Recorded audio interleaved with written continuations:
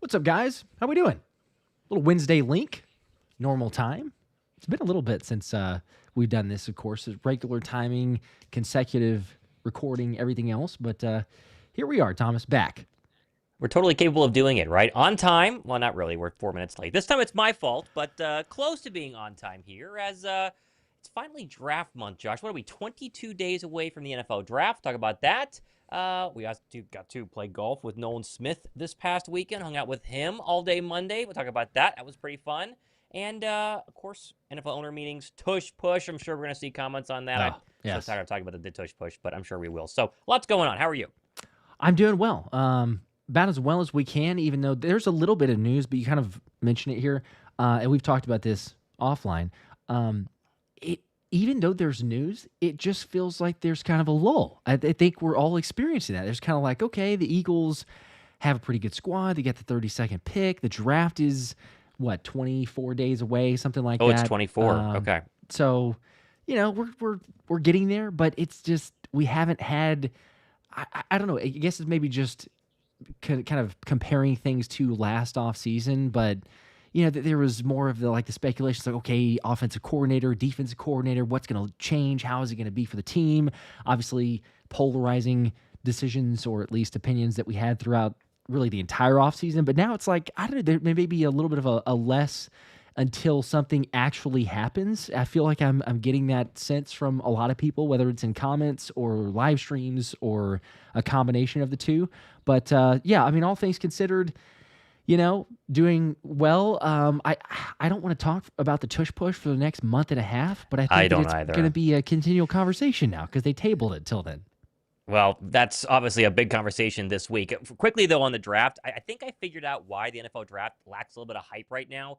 The quarterback class is awful. This is one of the worst quarterback classes we've seen in a long time. That's no offense to the quarterbacks in this class. Any one of them could turn out to be pretty good. The problem is there isn't that superstar that everybody has to have their hands on. And Cam Ward's going to go one. And then now we're reading reports even today that the New York Giants won't take a quarterback at 3. Shador might start to free fall a little bit there. So I think that we've seen recent drafts where there's 6 quarterbacks that are going to go in the first round. Last year, for instance, there's all these different guys. You're like, oh my gosh, got to get myself one of them. And the fact there's basically 2 that for sure will be first rounders, with the rest kind of being massive question marks, has dulled it down a little bit here. Is kind of my it's my take on it. I think that's the reason. And there isn't a lot of superstars in this draft. Like Abdul Carter is probably the best player in the draft, but I think if you were to compare him to other drafts, he wouldn't be the first overall draft pick, right? He would be somewhere between 5, 6, and 7 because there have been some loaded drafts the past couple of years. Yeah, Anthony DeBona had said this, I think, on last night's stream of the meat and potatoes. Not that there's not a few, good quality players for sure, but the meat and potatoes of this draft are later on. You could get a really good player anywhere from 10 to 15 to 50. And so, it just changes things. To your point, you're not the immediate hype of oh my gosh, there's so much just kind of the front end of top 10 players. It's more so, and maybe this works out to the Eagles' favor because the positions that they do need, it does look like there's some depth there. But yeah, the big hype of who's going to go, is this going to be an ultimate game changer? I don't know. Is it the fact that we're still a little bit further away? It kind of feels like you're talking about with the draft there and not quite the same level of talent. Yeah. But we'll see. I mean, as we start to get a little bit closer, it usually starts to build in momentum. And, of course, we'll be streaming that. So for people that are curious and wondering, I did 100%. See Michael commenting, did something happen? Why are we live? It's the Wednesday Linc. It's the Wednesday Linc. Thomas and I normally do it. I don't know if you're confused. We've been a little hit or miss over the couple weeks because, the madness of free agency and scheduling and vacations or trips or anything like that. But hopefully a little bit more regular. Also, shout out to Matt with the 10 Thomas Mott show memberships. There you go, Matt. Big time there, Eagle One. How about that? Let's go. Appreciate that. Congratulations to all those members there. Yeah, I think, I think that it was Brandon says, Josh Thomas, where's that? Sorry, I missed that one.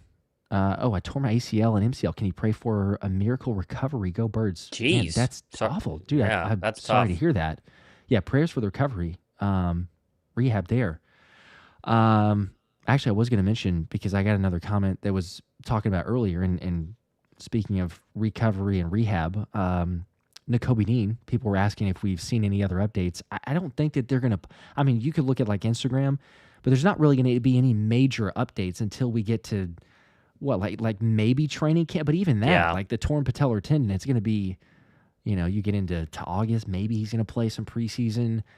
I don't know though. It's the Eagles are in an interesting situation right now because you got a lot of areas where it feels like, and you mentioned the NFL, the league meetings that have been going on, the GMs, or really everyone talking, but Howie Roseman talking to the media, Nick Sirianni, Jeffrey Lurie. You try to glean some things from, what they're saying and some takeaways. And I'm sure we'll get into all of it, what are they talking about for Dallas Goedert. But I think for me, it's like Howie Roseman even saying, hey, we've made some decisions here. We're looking to maybe long-term pay some of the guys that we have on the roster. And also, talent acquisition is not done.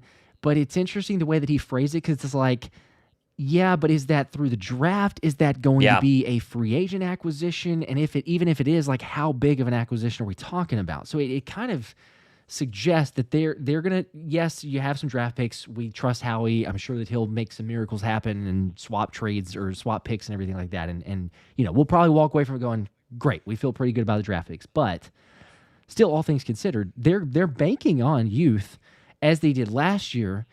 And I don't know. It's like, are they banking on youth too much? Is it too much of doubling down? Because I was totally for it last year. Nolan does. Sure. If Hassan Reddick does not get traded, Nolan Smith does not get those snaps. Nolan doesn't turn into a player as quickly as he is now. So it's a good thing. But then you look at Sidney Brown. I'm not as concerned about Tyler Steen, but you could loop that one in there. You could potentially even throw in Jeremiah Trotter Jr. I know Nakobe Dean will be that guy. I don't know that he's going to be ready until middle of the season. I hope I'm wrong. I would just say I hope that I'm completely wrong, and we start week 1, Nakobe Dean's back out there. He's good to go. But it feels like the medical reports that we're getting is he's going to be like more the middle of the season at best for whenever he's legit 100% or even close to 100% to get back out there. So I don't know. You go with all those guys on the youth. I mean, from what Howie's side, it kind of feels that direction. Yeah, it's interesting just kind of where we're going here in the next couple of weeks, right? I think Dallas Goedert is kind of the linchpin of the NFL draft and really the biggest potential non-draft pick move that Philadelphia might make in the coming days. Now, I think we both would agree that's probably going to happen during the NFL draft. Day 2, something were to go down. Day 1, maybe if they want to get a third-round draft pick, if they're lucky for Dallas Goedert, more like a 4th or a 5th-round draft pick. That seems like the move that they keep hinting at. And during the NFL owner meetings, we both talked about it the past couple of days. There wasn't really a glaring, what's the word here, rave for keeping Dallas Goedert by Nick Sirianni and Howie Roseman. It kind of sounded like they were both saying, hey, he's on our team right now, but we'll see. So I think he's going to be the next big move to go ahead and fall. And then I do think that Howie has his eyes on this NFL draft. We talk about it not being a very top-heavy draft, but you did mention it there, and Anthony DeBono's done a great job covering it on all of his stuff, basically saying that there's plenty of depth to be found in round 2, round 3, round 4. And I think the Eagles are very confident in the current young core. Safety continues to be the concern for me. I think Sidney Brown is the one player that I just need to see more of. He hasn't really gotten to play a lot due to the injury and the fact Garner Johnson got acquired this past offseason. Everybody else to me seems fine. I think Jeremiah Trotter Jr. can be a really good linebacker. And I really think that the key there is Vic Fangio showcasing that he can make anybody, Oren Burks, Zach Bond, whoever you want, Nakobe Dean, all of them played their best football of their entire career this past season in the first year of Vic Fangio. And so 2 years for Jeremiah Trotter Jr., year 2 after having his rookie season, I think he's going to be okay. I'm just very curious to see where they go in this NFL draft because I think they had another meeting today or earlier this week with another offensive lineman, the one from Georgia. So it's been almost 2-1, maybe even 3-1 on their top 30 visits being offensive linemen. And a lot of me thinks that this is just Jeff Stoutland wanting to meet everybody. That way he can kind of pick the right card out of the deck. But it also tells me maybe they really think they want to get an extra offensive lineman if they're worried about Tyler Steen or if Landon Dickerson got a little bit too hurt too many times this past offseason or, Lane Johnson is 35 years old, got to have his replacement. Maybe that's where they're going to go in the draft and be a little bit surprising, I would say, with their first round draft pick. Yeah, we're getting a lot of those visits. We will say there's plenty left, right? I think we're at 13. Yeah, we got a lot left. They could do 17 more. Mm-hmm. It doesn't seem as likely for a trade-up scenario yet. Let's just say that. Yet. They've still got 17 more that could come in. But if we were looking at a trade-up scenario, I feel like they will. It would be surprising if they don't, but I feel like they will bring in a Malachi Starks. Like, wouldn't you just do that? Because on the off chance, if he's starting to fall just a little bit, then you maybe consider trading up. It's a Philly dog situation. You set yourself up for that move. So maybe, but we haven't seen that. We haven't seen Nick Emamwari get brought in yet. We haven't seen a Shamar Stewart get brought in yet. Yeah. We haven't seen a Walter Nolan get brought in for a top 30 visit. Now, they've been to a lot of these pro days, as a lot of teams are, but the top 30 visit is kind of that extra tip of the cap to say, okay, we're really considering bringing you in or really considering drafting you. So, yeah, I don't know. I mean, we're at, off the top of my head, out of those 13, probably, what's that got to be, like 6? Are we 6 or 7 offensive linemen? At least half. I think we're at half right now. So, pretty crazy. I feel like we say this every single year. It's not the sexy pick for an offensive lineman. It's like never the sexy pick for an offensive lineman. But if at 32 an offensive lineman is taken, the majority, I'm going to just say, I know that a lot of people will be like, no, that's a solid pick, but the majority of people will probably be like, you got to be kidding me. At 32, we're getting an offensive lineman. We don't need that person yet. Lane Johnson playing like he does. But if they do that, they feel strongly enough. And I might say to myself, I might even say publicly on the stream, I might be like, yeah, I don't know necessarily. Depending on who's available there, we could have gone a different direction. But personally, I would prefer if we go edge, interior D-line. Heck, you could potentially even go safety, depending on who's available. That would be my hope, is you go defense instead of offensive line, because there's some other guys, and the Jeff Stoutland argument that we always make of just throw him a random 3rd rounder, 4th rounder, 5th rounder, and say, who do you want? Who do you like out of who's available? And even you can make him good rounder. Enough. Sure, second rounder's been successful. I mean, you look at Cam Jurgens, Landon Dickerson, those guys kind of came out of nowhere. Not really nowhere, but it wasn't necessarily like we have to get an offensive lineman at this point. I think people kind of thought that you could wait one more year for the Cam Jurgens, Jason Kelce replacement. Thank goodness they went ahead and got him a year early. But yeah, it's going to be interesting. Let's just say that. I think it's going to be very interesting. And I think that as the final, whatever the number is, 15, 16, 17, top 30 visits come to Philadelphia, we get a clearer picture. And I really am waiting for the safeties to kind of come in. They have to take a visit with Malachi Starks, right? They have to take a visit with Nick Emmanwari. It'd be crazy if they didn't. If they truly think Sidney Brown's the guy, which I hope so, because then you have to spend a first-round draft pick on Malachi Starks. But if they truly think he's the guy, then it's going to take a lot of trust from Eagle fans going into training camp, and maybe even early on in the season, for us to be like, okay, just trust Fangio, We're going to see what happens. Remember, Gardner Johnson was getting ripped to shreds the first 4 games of the season. I mean, there were people saying he looks awful in coverage, one of the worst open field tackle rates in the NFL, and then he figured it out. He did look awful in coverage. I mean, yes, he did. He definitely did. But then he turned things around. So we'll see. And something against Sidney Brown. I mean, I think Sidney Brown has all the tools to be the guy. It's just a matter of, has he had enough reps, and can he stay healthy? And will he be healthy enough to be 100% ready to be, an every down safety to the caliber that, C.J. Gardner-Johnson was this past season? So we'll see. Yes. One thing that I'll say real quick, actually, let me just mention this before we get there, because I see this is a little bit later because it's already been brought up by Frank from Philly, but the Dallas Goedert traded to the Carolina Panthers for a 4th-round pick.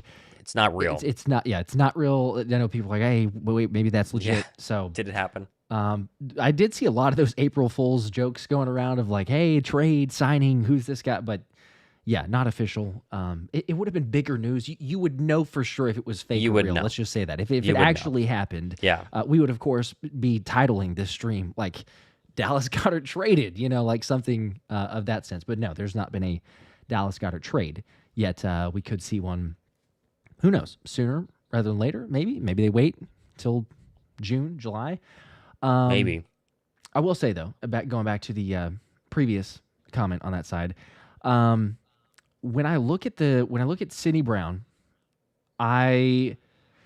it's questionable for the safety. The whole C.J. Gardner-Johnson trade. They're looking at Justin Reed, so I'm just like, do they fully believe in Sidney Brown, or was it like they traded, they missed on Justin Reed, and now by default they believe? I mean, they believed in him, but it's like now we really believe in him because we kind of have to. That's the only potential concern. But I'm with you. I'm with a lot of other people. You see the tools that he has how he's, tools in his body wording. Like, you see what he can do. Yeah. It's just he's got to refine it. He can't be like full speed all the time. It's pick his spots, pick his moments, because he goes flying past someone and misses a tackle, or he's processing too quickly and all of a sudden he gets beat in coverage. He could be great. He's the Red Star player. We mentioned a couple different times. They scouted him that way for a reason. And I think there's, certainly an aspect of it because, look, he was coming off of his injury, the torn ACL. He didn't get to practice in training camp. He didn't get to have those reps. So it was later in the season once he was finally back on the field. And, for a guy of his stature, second year of the league, last year, which was whenever he's trying to get back out there, I think it's probably more of a difference maker than you say a 10-year vet who's recovering to be like, well, they still need to get back up to game speed, but like mentally, you're trying to learn this Fangio defense, and it's one thing to get mental reps, and it's another thing to actually get out there on the field and go, okay, does he look right? Does he look like he can be out there and make plays? I mean, heck, Cooper DeJean was not doing well enough for Vic Fangio to say he was ready yet until post-bye week. So, I don't know. There's a chance. Maybe Sidney Brown. I'm not saying I'm kind of in between. I'm not saying like a yes for sure he's going to be solid, but I'm also absolutely not writing him off. Like, there's no going, oh, this will be just terrible. I'm just questioning, like, man, it's a lot. It's a lot of a double down on the youth movement. Let's hope these guys are there, but yet at the same time, we say you draft these guys for a reason. You draft them as a 3rd-round pick. We'll see. Deep Crow with a 5, getting some of these super chats. Appreciate that. Says, still waiting for a minor surgery report about Jake the Make. It's easy to forget how stressful kicks and PATs work. Didn't he have minor surgery right after the season? Didn't he? Or at least said that he was injured, Yeah, I thought he said he was injured. I don't know if he got surgery, but I think he had the, what was it? Was it the groin injury? Or what was there? There was some injury that he kind of announced. I Googled it here. There were reports of Jake Elliott dealing with some soreness and a potential injury during the season that he played through. Bo Allen hinted at that on the Chris Long podcast. But they have he has not had any sort of surgery. So it might not be an injury that needed surgery, just an injury that needed him not to be kicking on it every single day, getting ready for a playoff game. So we might not get an official surgery announcement, and maybe there's it's so minor that it's not a big deal. So I see Benji saying, did Elliott have surgery? No, there's been no report of Elliott having surgery. The super chat was asking if he did, because there was that rumor at the end of the season that he had been dealing with something, hence all the misses. So, which honestly is not a bad little thing to kind of push out to the media. If you're a kicker who's missing kicks, it's like, just tell him I'm a little bit banged up, and they'll all be like, oh, he was hurt. He's hurt. Bring him back another year. I knew there was some reason. Either way. Kicks better in a dome, so yeah, made him when they counted, right? Yeah. Just made just enough. Just enough. Whew, that Rams game. Wow, how that could have changed things. But Jalen Carter. Eagle 1 with a 5. Just ban it for the tush push and let's move forward. We will be fine. I don't want them to ban it, but I think we'll be fine either way. We've seen that stat where the Eagles, I think the stat in 2017, the Eagles were better at quarterback sneaks, conversion rate in 2017 than they were this past season with the tush push. And that's the funniest thing of this whole thing, Josh, because Nick Sirianni said it and no one in the media talked about this. The tush push is literally a quarterback sneak. There is no difference from a quarterback sneak lineup to a tush push lineup to how they do either one of them. The only difference in what the league doesn't want to have happen, or the Green Bay Packers, for instance, is Kenny Gainwell, or whoever is in Kenny Gainwell's spot this year, shoving Jalen Hurts forward. A quarterback sneak is run the exact same way. Now, maybe there's a little bit of a tweak to where the center dives a little bit further down. Not really. And so if they're going to actually ban the tush push, which I talked about on my show 5 hours ago, Adam Schefter's saying it's going to happen. He was very adamant on The Fanatic this morning that it's going to be banned. Probably be banned in May because Roger Goodell doesn't like it. But if they ban the tush push, Philadelphia will just run the quarterback sneak minus the tush pushing, and they're going to convert 85% of them, 90% of them.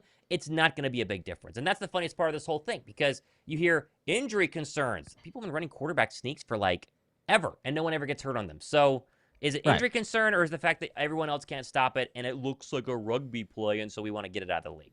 It's just ridiculous. It's ridiculous. It is, yeah. The argument of, like it's a boring play or not a football. Quarterback sneak is practically the same. Like there's so little. There's some different nuances. Yes, it looks a little bit different, but does anyone really go like, oh yeah, quarterback sneak? Like that's exciting. It's always the boring. You're like, They're going to run a sneak. If Yeah. you need 1 yard, the team is going to run a quarterback sneak. It is going to happen. So, like, whether they're getting pushed from behind, whether it's a quarterback sneak just with no one pushing it, either way. Shout out to Jeff Kerr, though. I did find the official stat there. So, actually, 2022 to 2024, so 2 seasons, 91.3%. And 2021, when the Eagles just ran the QB sneak, was 92.9. They're actually more effective without the tush push.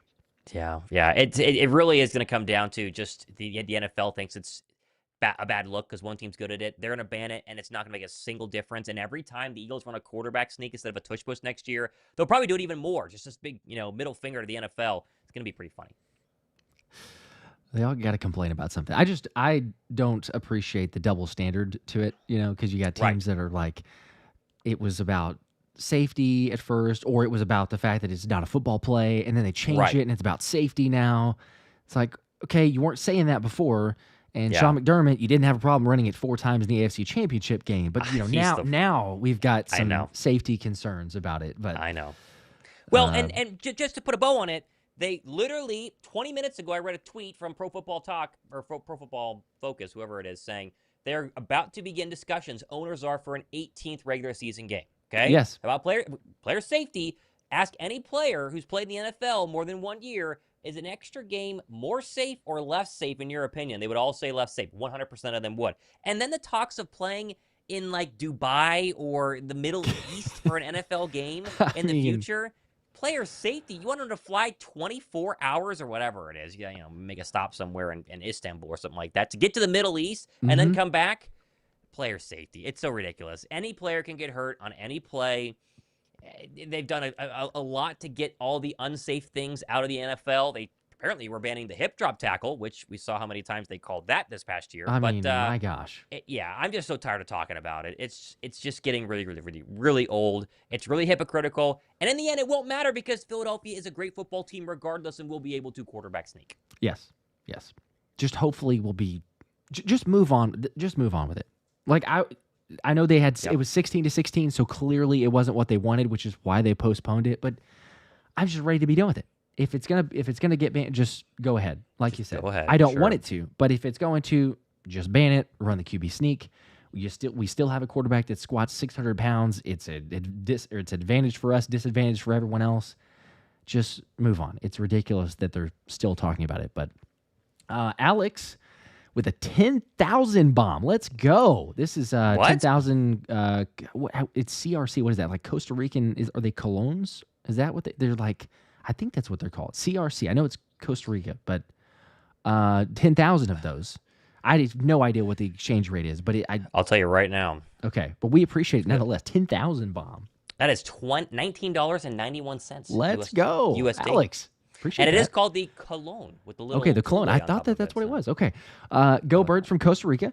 What's the chance, based on current roster, can the Eagles reach 3 championships in a row for the first time in NFL history?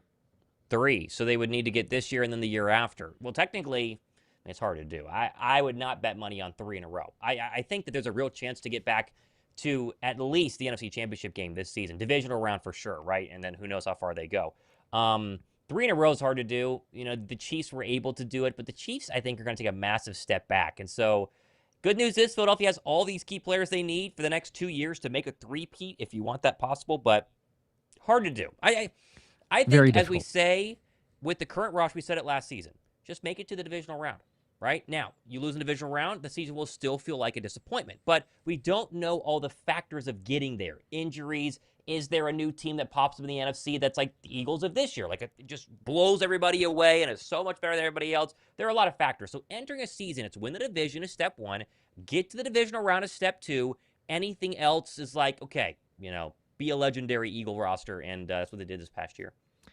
I will say that if they can, I mean, it's always difficult. So but in a vacuum here, I would say if they can win this upcoming year Super Bowl, I think it's, I don't know how to phrase this necessarily. The third Super Bowl is easier than this coming one this season. I think because of the way the roster is made up and because of all the draft picks that they have for next season. Like, this one's kind of an interesting dynamic, and we've seen it and felt it with players either getting moving on or traded or what happens with Dallas Goedert. Like there's a lot of moving parts in this offseason. Not that you're going to not have that next season, but I think that there's a lot of core guys next season you're still going to have, and you're not making as many decisions like, okay, are we losing a massive piece here? It's like, no, we can at least make this work for one more season, and in the meantime, we can make some big-time moves because Howie has all those draft picks and, kind of getting some more firepower there. So, I don't know. You get this one, I would be more inclined. I don't know what my record prediction officially is yet, but I think I'd be more inclined to say record prediction next year would be higher than this season. Not that this season can't happen, but I don't know, just the way that the contracts and salary cap and all that plays out. So, we'll see. There you go. It's not impossible. It's a bet that I would not throw a whole lot of money on, but if you, sprinkle a little, I don't know what the odds are on that though, but like $10, $20, sure. There you go. Might as well. Sure. You waste it on a lot of other things. Don't drink coffee for like 3 days. If you're a coffee drinker, don't drink it for 3 days. Use that on the bet. Who knows? Rez with a 2. I didn't see a comment. Oh, actually, here's a comment. Do you guys think we will get Abdul Carter? This is the continual There's one every single stream. Every stream. No. The Browns are going to take Abdul Carter. That feels like a lock. That feels like Cleveland's going to take Abdul Carter.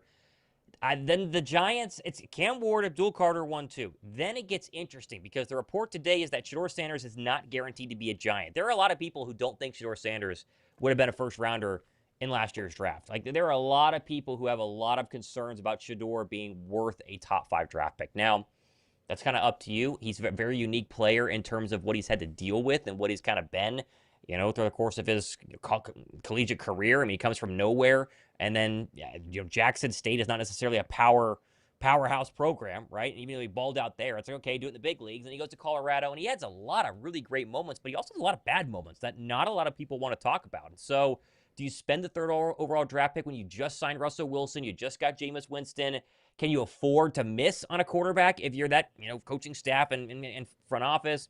And then if Shedeur doesn't go 3, is he a lock to the Raiders next? Does he fall out of the top 10? That's going to be the interesting part so far of this first round is where Shedeur Sanders goes, because you also got to go ahead and mix in the Heisman Trophy winner Travis Hunter, who people maybe like more. There's a scenario where the Giants go Travis Hunter instead of a defensive lineman or an offensive lineman, which they obviously need, or obviously Shedeur Sanders. So Abdul Carter is going to go ahead and be the number 2 overall draft pick, and Philadelphia has no shot. That dream is dead. Sadly. Yeah. By the way, Anthony had mentioned this and also texted. So officially, the 14 visits reported: 7 offensive line, 3 edges. So it is half. 2 interior defensive line, 1 running back, 1 cornerback. Yeah. So yes, there's a whole lot of interest in the offensive line. I don't know this. I'm sure that Anthony knows this off the top of his head. I don't know how that compares to last year's top 30 visits. I don't know how many percentage-wise were based on, that'd be a good thing to check. Yeah, but I would be curious where the interest was, at least percentage-wise, because we still have, the 16 remaining ones. IBH with a 5, we appreciate that, says, when you were at the Nolan Golf event, did he say if he would be ready for training camp or regular season? How about that? I actually asked. Yes. So now's a good time to actually talk about the Nolan Golf event, because we drove to Savannah on Sunday afternoon. You flew into Atlanta, because I live in Atlanta, and then I drove down there with my buddy Alex and your brother Jonathan. Spent the night. Savannah was great. My first time in Savannah, living in Atlanta for like 5 years. There we go. So fun time there. And then, went to the golf tournament on Sunday. And it was a really fun event. It's exactly what you want a golf tournament like that to be, because it was well run, but also very hands off. I've been to, some events where there's all these different rules and, different starting times, and it can just kind of be a mess. And this was very much like here's your foursome, here's your tee time, here's where you're going to start, and go have fun. And so we had a blast. And Nolan, of course, can't swing a golf club because of the injury, which we'll talk about. And so he was on the second hole that we got to. So our second hole, went out and hung out with them for probably 5-10 minutes, and then hung out with them later on in the afternoon. But I asked him the question. We're all wanting to get tricep. He says it's healing great. He says he's going through rehab right now, and he will be ready for the start of training camp, is what he told me. Mm-hmm. He does look like he lost weight, which I think was kind of the funny thing when I sent that picture that I posted on Twitter and to our YouTube channels. He's definitely lost weight. I mean, I think he was, playing weight was 235, 240. Yeah, he said, because remember he was like, oh, I gained 8 pounds of muscle during the off season. So he was saying that he was up to like what 247, I think was the number that he said. Now, who knows, we can debate that, whatever. It's not important, but he said 247. He's under 225 right now. I would guess he's got to be more than that. You think so? He's more than I am. So like I'm 221. He's more than I was gonna guess he's like 230. He's probably like 232, 235, somewhere in there. Because those were the comments, because you stood right next to him, and it was like, he looks as big as Josh is, because you're, 6'3". We'll be fair. Yes, maybe that's the case. The pictures, the angles and stuff, he was on a slope and all that. I feel like he was still a little bit more weight-wise. But he's definitely less, for sure. He's obviously lost weight because he can't work out upper body. I mean, he has no use of that arm, and so you can't bench press, you can't do your curls, you can't do everything to keep the upper body.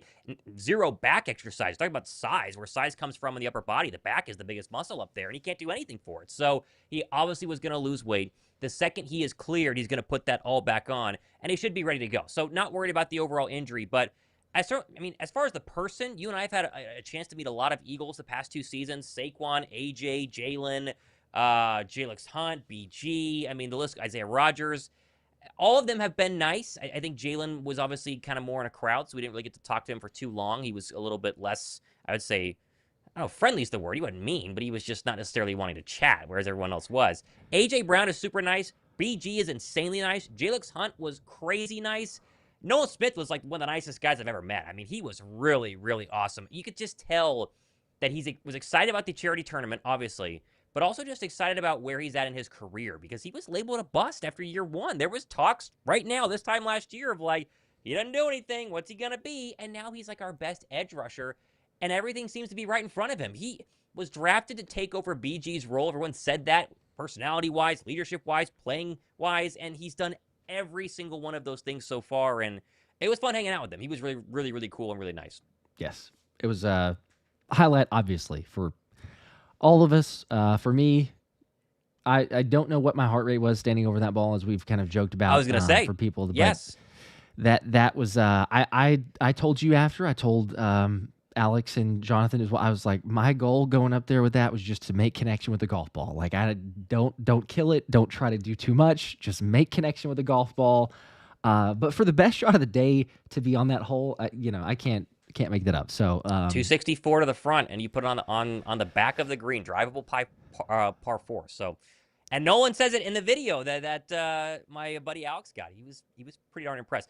Now, sadly, no one got a video of me, but I was the designated 4-iron off the tee for every single hole that we played, because I wanted to get one in play, because we were trying to win the tournament, which we didn't win. But I had a totally fine 4-iron right in the middle of the fairway, and so I was definitely nervous as well. But Josh actually crushed a drive, which is a lot harder to do than hitting an easy 4-iron. So, is what it is. Don't shortchange yourself. 4-iron. A lot of people can't drill the 4. Yours was a tight draw 4-iron right in the middle of the fairway. Nice and easy. That takes the pressure off of us, because we're like, all right, we're good. We're in business. So there you go. Either way, we shot a 6 under 66. We had 7 birdies and 1 bogey, because it was a 4-man scramble. And that tells, by the way, that should tell everyone, like, we're keeping things above board, honesty, integrity. Not that we're saying anything from the people that won, but if you mark a bogey on your card in a scramble, now I know we shouldn't be bogeying, but if you mark one, then that just probably tells you all you need to know. So 66. The winners were 16 under. What was it, a 53 or something like that? 56? 56, yeah.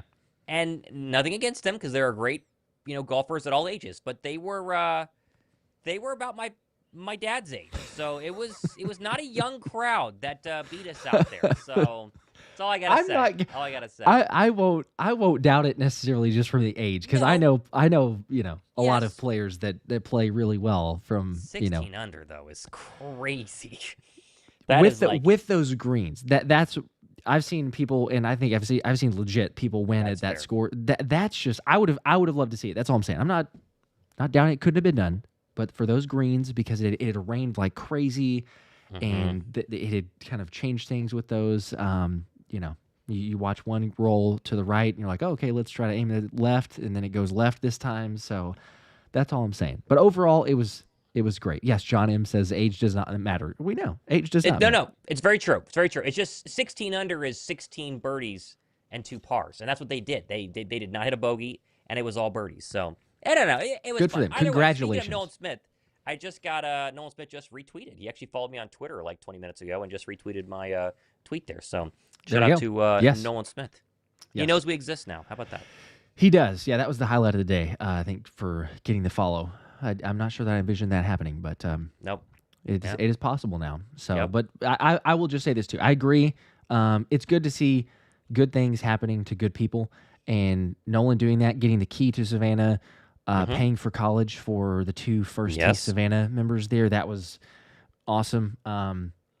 I was telling my wife about this and a couple others as well, but I feel like this may be ridiculous, but I kind of feel like I was either like the big brother feel or like the dad feel, because I have girls of like whenever I'm watching Nolan get the awards, like I had this biggest smile on my face, and if somebody looked over at me, I'm sure they're thinking like, why on earth is he smiling so much? You know, because like it's cool, but I was like overhyped about that to see it happen. But it was an incredibly proud moment. So I don't know if it was like extra or too much, but yeah, to see that happen to him and his crew.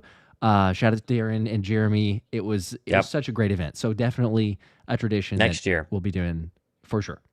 For sure. Clayton says, a tournament that he was at, score of 54. Dudes were like 22 under.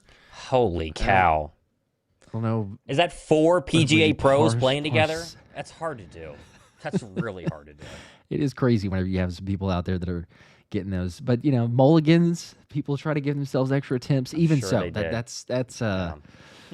that's crazy. Yep. Alex here with the 5,000 more colognes. I think that's how I would pronounce that. Do we even know how much Eagle? How much? Okay, I think he's saying how much. How much the Eagles offered Justin Reed. Himself said the offer was not attractive. This attempt does not contradict Howie's offer right after trading CJ if the offer was lowballed. Yeah, that's basically, if you're, context here, Justin Reed said on K. Adams' show that he was being pursued by Philadelphia, but obviously went with the Titans, obviously because of the money. Philly could have easily lowballed him, but they didn't lowball him so much to make it like laughable. I'm sure that they went, hey, we can't offer you Tennessee money, $4 million less, come play for a winner, come play in NFC title games, right? That was the offer. So it wasn't like that they, absolutely, I don't know what you call it, didn't, lowballed and gave him some cheapo offer and he laughed at. I think it was probably competitive for the fact that Tennessee is not going to win their division this year. They're not going to have a chance at the Super Bowl this year. No offense. It's probably not going to happen. We'll see what Cam Ward does. But Philadelphia does. So either way. Yeah.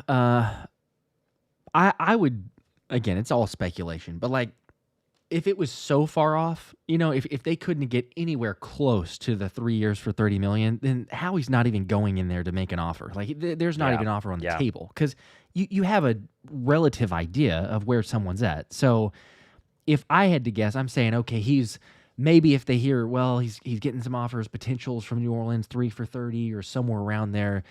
Then what, 3 for 25? See if he's willing to take a couple mil each year off and see if something like that. Now, still, I don't blame him for going, no, I'm going to take the 5-6 extra million, but that's pretty close to CJ's number. So that's the argument. The argument is just if you're willing to trade CJ and then still pay basically the same amount to another player, right? It's not everything meets the eye, as we learned. As well, and have learned, but we're not able to share specifics. But let's just say there's more that meets the eye with some moves and CJ trade and other things. A lot more, yes. Yeah, it's not just exactly for saving money. We'll just say that. Moving on, because we're not going to stick there. But David, we're not going to stay there with the 5. Are you wanting to add anything else? No, I was going to say. Okay. When Lord Brunson said he had to go, that was something that I kind of latched on whenever they traded Gardner Johnson. Yeah. Lord Brunson, I think, knows what we know now, and that's all that you can say. I think it's very interesting that what we know has not come out. I would say, because we don't know as much as beat writers do. I have a feeling that there is some protection, I think would be the right word, which is fine. I'm sure it happens all the time in the NFL because most things that leak are leaked on purpose. So, but yeah, I mean, I think that Gardner Johnson had to go based on what you and I were told, and we'll leave it at that. It's as simple as that. Yes. And that doesn't mean that he was a bad person by any means, or it doesn't mean that he was a bad, bad at this or bad at that, but it just meant that Philadelphia thought that they needed to move on, and hence why they traded him somewhat out of the blue. It wasn't really out of the blue, though, if you know. And it speaks for, a couple other things, too. I mean, if you see he was in Philly, he was in New Orleans first, goes to Philly, leaves Philly the first time. Detroit, can't stay there for longer than a year, leaves Detroit. Philly, again, leaving Philly. So, common denominator there. So, there you go. Do your own investigation. Do your own speculation. You can come to the correct conclusion pretty quickly. There you go. Anthony texted me this, by the way, before we continue. 28 reported, because I knew that he knew this, so shout out. It's from last year. Follow him at DeBona NFL if you're not. 28 reported visits from 2024 that didn't have conflicting reports. Because remember, we had the weird, strange stuff going on. So out of the 28 that were legit, not conflicting, 9 were cornerbacks, 8 were offensive line, so still a lot, 8 offensive linemen, 4 edge, 3 linebackers, 3 wide receivers, 1 running back. That sounds like everyone that they drafted, right? Did they take any position group outside of that last year? I'm trying to remember. Because I know they didn't take all top 30 guys, but I don't think I think that they took all, those were the positions that they took. Yeah, so, because he says here, Quinell Mitchell, Cooper DeJean, Jalix Hunt, Johnny Wilson, and Anais Smith were all in that group. Okay. So but obviously they did take some others that were still in that group because, right. Dylan McMahon was an offensive lineman. He was not in that group, but they went corner, edge, running back, wide receiver, linebacker, offensive lineman, wide receiver, offensive lineman. So those are all, So by those metrics, if we're using just last year's top 30, then what position group plus player, but really what position group they meet with, doesn't matter how many times, is likely going to be where they're going to go in the NFL draft, if that makes sense. Yeah.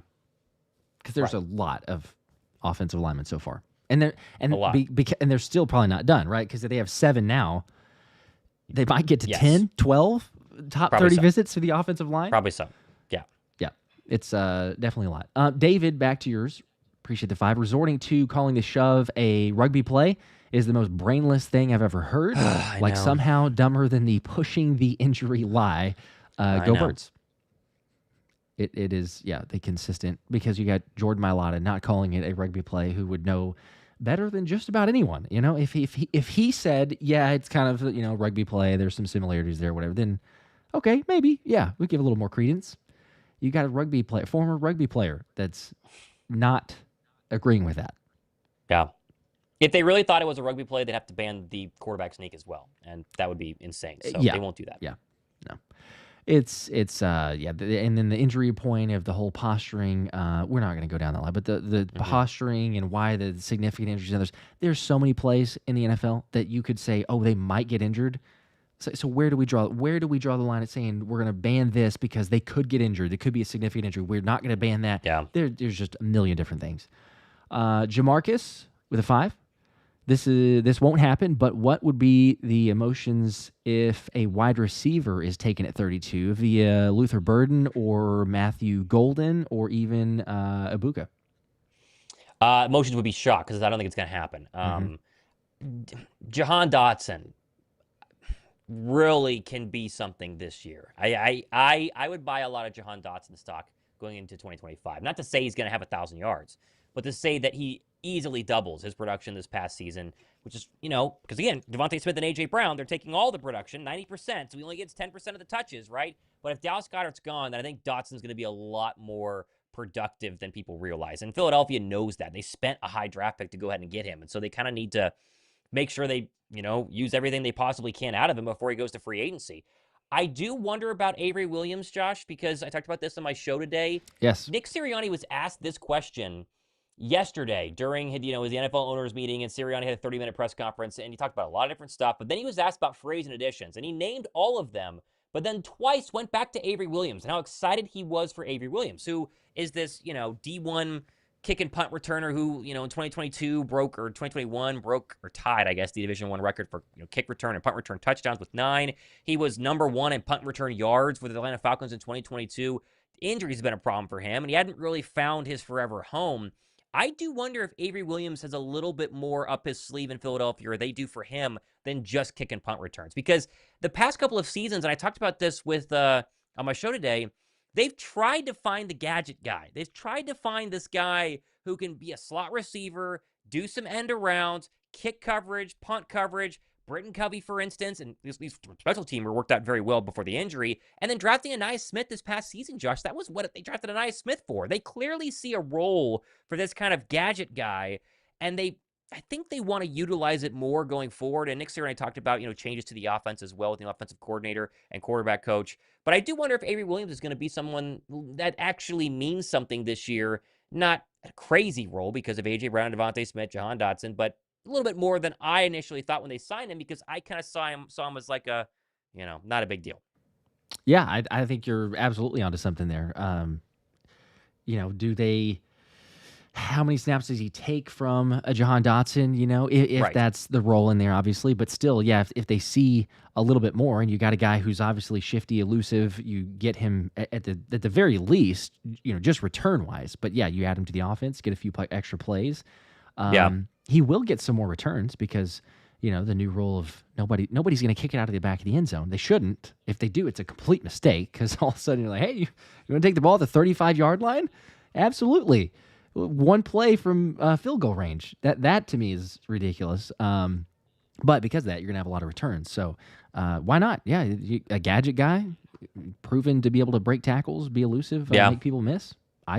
I don't mind that. It just seems like they've wanted one. It seems like they've been trying to find one. Yeah. And I hope Ainias Smith, but, he caught the touchdown in the Week 18 game, but just couldn't really get on the football field. So, we'll see. KG was bringing up Ainias, as you were saying that too. Yeah, I said, I'm going to say Ainias Smith breakout this year. And then also Shakeman Genetics was saying, do you think Ainias is going to pan out to be a decent receiver for the team? I think that he came into training camp injured. I messaged with him on Twitter, and he had told us just that. That wasn't like a hidden secret, but he had mentioned that he's still dealing with that. And I think that it takes a while to kind of figure out an NFL offense from a college route tree. And obviously, he was not running a college route tree at Texas A&M because he was kind of their gadget guy, right? So, yep. And then the A.J. Brown, Devontae Smith factor is something that we just can't overlook when talking about Jahan Dotson, Ainias Smith, Avery Williams. You don't get a lot of touches because when A.J. Brown is on that football field, Jalen Hurts is going to look his way, regardless of coverage, right? So it's tough. And obviously, one of these players is going to, win the job, and another will probably get cut. And they put draft capital in Dotson, so he probably has, I meant obviously Dotson, but obviously I meant Ainias Smith. So Williams has a long way to go. But they clearly have a idea in their mind of a kick returner, punt returner, gadget guy, hopefully making the roster. And so we'll see.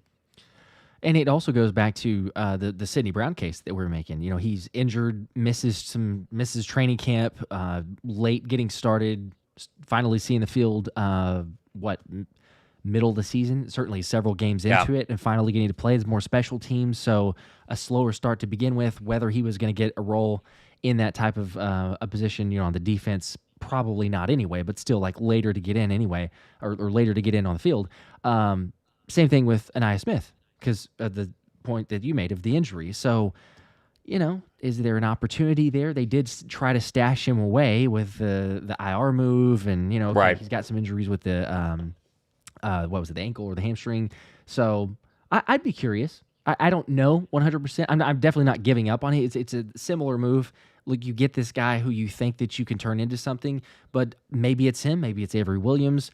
I agree with you though. There's onto something because they're seem to, hey, if we get somebody who maybe these plays work, they've tried some end rounds to Smitty, didn't necessarily. There's one, I think, if I'm not mistaken, one that was fairly effective, but other than that, I think we remember the Smitty running into Jalen and all the mess of the Commanders game, and it just hasn't worked out that well. It'd be great if you can, if it's Avery Williams or Ainias Smith, somebody, but so far they have not found that guy. Let's see, Dino with a 2, appreciate that. Don't see a comment, but I know a longtime listener, supporter, viewer, member, so we appreciate it, Dino. John M. with the 5, this was from earlier, talking about CJ, but says, where do we go to know?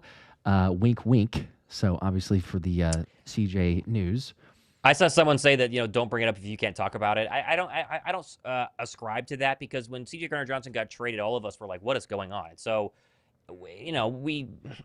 it's just, now that we have an idea, I would say, or maybe we really know, I think we know what happened. We aren't going to say it, but essentially just know that it was not just for money, right? And I think that should hopefully give Eagle fans a little bit of, closure on the situation, because it gave me a lot. It definitely made things clear for me, because I was one who was like, what are we doing? Go back to the live stream. We traded Gardner-Johnson. Like, this is the dumbest move ever. So it makes more sense. Absolutely, yeah. And if someone tells you like, "Hey, look, this is kind of off the record. We're not really sure," then we're certainly going to keep it off the record. Respect that and keep it to that. We can be big J journalists whenever we want to be, right? Absolutely, come on, journalism degree, journalism minor. Come on, trying to. Yeah, we know how it works. Try to keep the relationships. Also, John with the other 5 said if the NFL cared about player safety, they would not let Tua play, and that is 1,000,000%. Yeah, right. I mean, should not be back out there on the field at all. And you don't even let him make that decision. I know that he took some extra time, talked with the family. Does he want to come back? The concussions, all that. But that's an NFL decision. The NFL steps in at that point. If they really have only players say that's the first and foremost, we don't care about anything else, you step in and go, hey, look, this is not a decision here that you should be making. We see this as a significant player safety issue. You've had so many concussions. We're sorry, but no. Yep. But he goes back on the field. So, yep, pretty much. It's still about some of the cash. Here we go. Dirty D. There he is. There he is. Dan the man. What's up? Says, what's up? What's up, y'all? Just tuning in. Go Birds. So for context, Dirty D, Dan, was one of the people who saw us talking about Nolan Smith's charity golf event, and he lived in Augusta, and drove down to golf in the event, and we hung out. He sat at our table. We hung out with him for like an hour at least. So really cool to not only meet someone who watches the show, but hang out with them for a long time. So I saw him comment on my show yesterday, and I told him DM me on Twitter. So we're linked up. Next time we're in Philly, maybe he goes to a game, we'll definitely link up. He was awesome. Really, really fun meeting you, Dan. Heck yeah. And Dan, the crazy thing is the drive too, right? Because he'd gone up 13 hours and then hardly any sleep and showing back up to the event. But and he was crushing drives. He was on the other across from us, and when I saw one of the drives, he was whacking him. He was doing good. Had to go with the doing the drives, and then I think he had the other individual on his group that was doing or taking care of the chips, which that's the best way to do it. I think most people know. Anyone who plays scramble, you got to have specialists. Oh, you want to have a general ability, sure, but you need to have specialists, somebody who's pretty good, solid at drives, somebody chips, somebody iron play, and then hopefully everybody can putt. I think that was our biggest issue. We had so many opportunities on the putter and just couldn't capitalize. You sir were the best on putting. Well, I'll certainly give you that. It was tough. I don't know how greens. many you dropped, but not enough to win. More than anybody else, though, because we're sitting there going you got to be kidding me. We had, how many 7-footers, and you're like, okay, you missed. Yeah. We miss all 4 of them. No, pick it up. It's a par. Happened a lot. Next time. Let's see here. Mark with a 10. Appreciate that. Mark says in Howie's press conference at the Combine, he tells Zach Berman he has an unhealthy obsession with linemen, not a healthy one. It's at about the 10-minute mark in the video. So yes, just for those wanting to go check it out. Appreciate you both. It's a good call out. He's going to take an offensive lineman. He's going to take a guard. I know they got Kenyon Green, and I know that they obviously brought back Matt Pryor, so they don't need a guard. Technically, they have depth there. He's going to take a guard. And I think Trevor Keegan, I have no clue what happened to Trevor Keegan this past season. I mean, there was no, obviously Tyler Steen is in front of him, but there was no real updates about the entire year about where's Trevor Keegan at. So I think he kind of had a crash course and had to get his degree in Jeff Stoutland University and really figure things out. So I think he comes into play here in year 2. But they will take an offensive lineman, probably a tackle at some point, maybe early on. I could see a second-round draft pick being a tackle, Josh, just because, as we know the number, when Lane Johnson goes down, which he has not played a full 17-game season since his rookie year, minor injuries here and there, a couple major ones, but when he goes down, the win-loss record is pretty abysmal. So maybe they want to have that assurance since Fred Johnson is gone. I don't know. But offensive line, it's going to happen, and not just because Howie is obsessed with them, but it's definitely going to happen. Yeah. If they don't, I wouldn't mind if they wait till later, but I also would not be surprised if they take one earlier, like in the second round. If they wait till later, I would certainly say, consider a Jalen Travis from Iowa State, because there's potential ability within that, but he's kind of like a Jordan Mailata 2.0. Anthony's been talking about him quite a bit, or at least brought him up on the radar initially, top 30 visits, all that. But yeah, if you You want a little bit of a project, but you're not quite ready because you look at Mailata and Lane Johnson. So not the worst thing if you consider those. We'll see. But let's see. There's other comment. Oh, yes, John, if you ain't first, you're last, shake and bake. That I think we saw or heard some people saying that towards the end of the scramble, by the way. So, yes, it's first or nothing else. Oh, actually, that I did want to bring that up too. Nolan at the scramble, so I can appreciate this competitiveness. And Darren, his manager agent, was telling us about this, but like he was asking him, saying like, okay, hey, there's a prize for first place.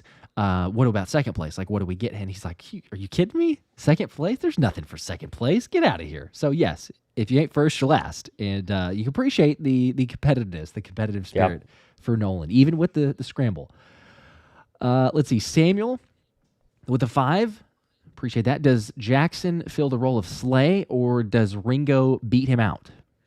Ringo should beat him out, I think. That will TBD. And the problem is that we were told Kelee Ringo was winning the job early on in training camp, right? The same way that Zach Bond was winning the job. And it was a little like, are you sure? Same went for Kelee Ringo. And he was obviously beating out Isaiah Rodgers and Quinton Mitchell. And then something changed to where it was, Isaiah Rodgers got more snaps. And then Q kind of basically got the final couple there once he proved himself in the preseason, and the rest was history. So we know Kelee can play. The question is at what level. I have a feeling he's going to be pretty good this year. We're going to hang out with him during our little meeting with the Philly Dogs sometime this summer, I think. So which we don't know the date on yet, by the way, people. Social? So Ice Cream Social. Take some subscribers to that. We talked about that on previous videos. Mm-hmm. But I hope he wins it, because it'd be nice to have a young corner on a rookie core. 2 young corners on rookie contracts, 3 with your nickel, and have him do it. But I think they might take a corner at some point this draft as well. Yeah, I would be surprised if they don't. It's a little interesting that Maxwell Harrison, Kentucky cornerback, was brought in for a visit. We've mentioned him in the past. He'd be much earlier, like 32, probably a little bit too early, but it's like 64 is too late. So do you trade back and get him? Does he maybe he falls later, and you're at 64 and you go, hey, great, this is the guy that you want to take.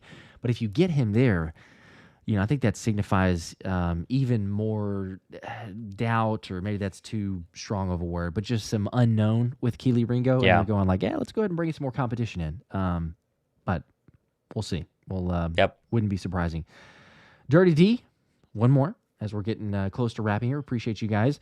With a 5, says, yes, driving it like Tiger Woods until I had to do it in front of Nolan. Then I didn't even make it past the ladies' tee box.